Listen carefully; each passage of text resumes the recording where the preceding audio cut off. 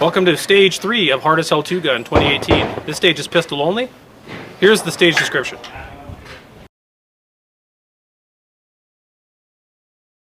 So Stage 3 is pistol only. Shooter starts seated against this tree, quote unquote, with their pistol loaded with only 8 rounds and no reloads allowed. At buzzer, from seated, with their support hand on their chest, they have to engage all 8 of those poppers downrange. Includes that one activator on the right, which will activate the Death Star, which will start moving. You have only 8 rounds for this, no reloads. Shooter moves to the second position and engages the Death Star while it's spinning. If it is not spinning because you did not activate it, you get all the penalties. Then you move to the next position and you engage these static plates right there. 1 hit on each of the small round targets, 2 hits on each of the square targets. Shooter moves to the 4th position, and from here, 1 hit on each static target, spin the spinner. Then shooter crawls through this low port, which I'm not going to do here right this moment, out this way, runs to the other bay,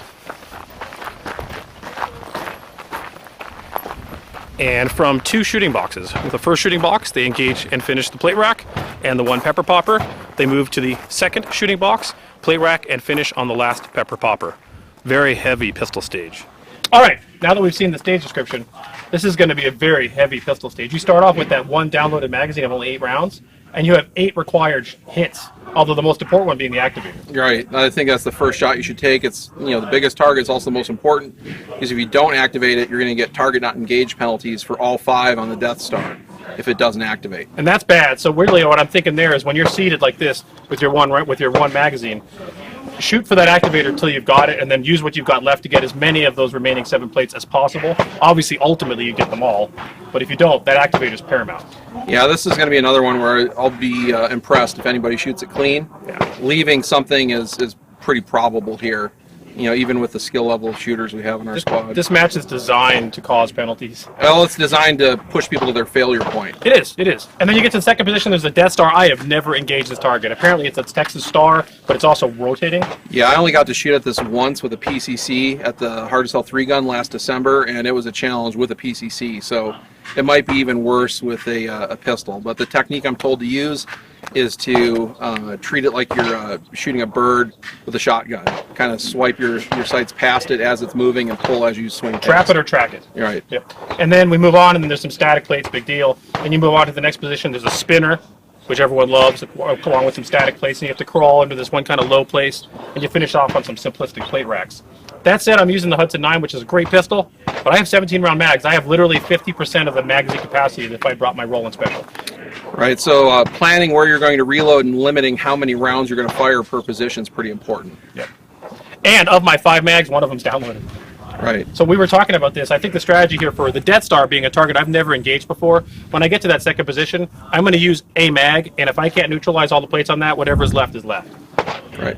I'm honestly going to do the same thing, but I got 31 chances to make it work. And I've got 17. So if I use 31 and I'm not done with it, I'm moving on. All right. This is going to be interesting. I've got 5 mags, 4 mags with 17, 1 with 8. We'll see how it works out. Let's see what happens.